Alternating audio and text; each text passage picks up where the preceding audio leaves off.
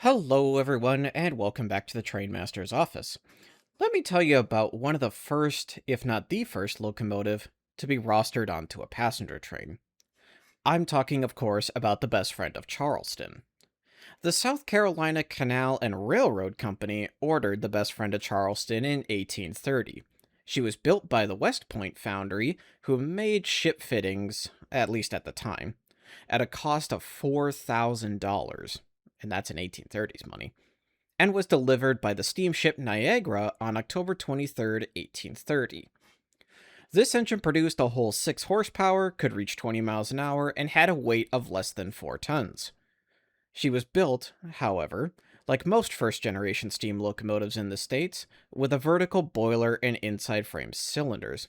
The best friend of Charleston was a decent locomotive until it derailed on November 2nd, 1830, where her original wood spoked wheels all but collapsed under her. From derailing, not as a result of anything else. After her wheels were replaced with wrought iron ones, she hauled a train of 2 coaches, well, really 2 flat cars with church pews nailed or bolted to it, on December 14th, 1830, with 40 not too willing passenger recruits from among the company's laborers.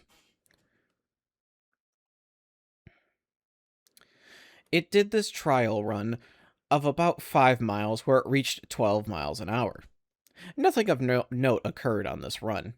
The engine served well until June 17th, 1831, when the firemen, annoyed by the hissing of steam from the safety valves, tied it down, and the engine, not long after, exploded with the boiler going high into the air.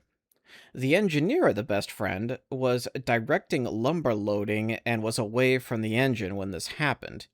After the incident, additional crew were required by the railroad, so the engineer never left his locomotive, and a car of 6 cotton bales was added behind the locomotive to prevent passengers from being injured should another boiler explosion happen.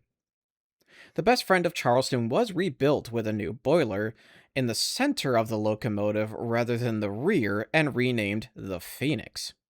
A few reports say the Phoenix was still in service until 1861, but I have not seen a source for this, and all the books I have do not have a retirement date. They just mention that it was still around in the 1860s, or at least they think it was still around then.